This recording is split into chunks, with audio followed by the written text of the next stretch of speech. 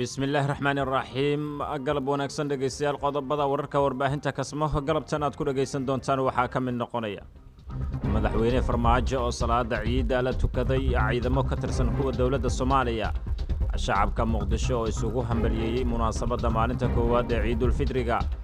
adduunida islaamka oo maanta loogu dabaaldegayo maalinta koowaad ee Ciidul Fidriga madaxda qaranka oo salaada ciida shacabka Soomaaliyeed kula tukaday masjidka isbahaysiga islaamka madaxweyne farmaajo oo shacabka Soomaaliyeed ugu hambaliyay munaasabada maalinta koowaad ee ciida una diray baaq ku aadan shacabka Soomaaliyeed madaxda maamul goboleedyada oo diray hambaliyo ku aadan maalinta koowaad ee Ciidul Fidriga qaar ka mid ah xildhibaanada golaha shacabka oo diray hambaliyo ku aadan munaasabada ciida adeegano ka tirsan Soomaaliya oo maanta laga sooman yahay wararka dibadda warbaahinta kasmo galabnimadan idin haysa waxa ka mid ah adduunida islaamka oo si isku mid ah loogu ciiday iyo qaar ka mid ah wadamada adduunka oo laga sooman yahay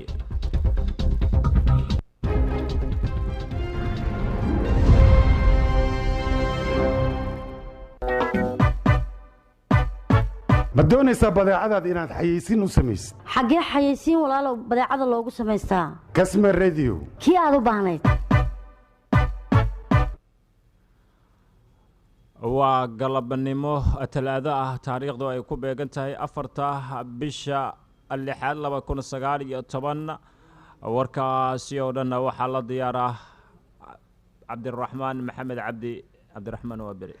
waa maasan tahay wariyaheena Cabdibaasid Ashraf bismillaahir rahmaanir rahiim duhur wanaagsan dhageystayaal ku soo dhawaada qodobada warka oo aad maqasheen oo faahfaahsan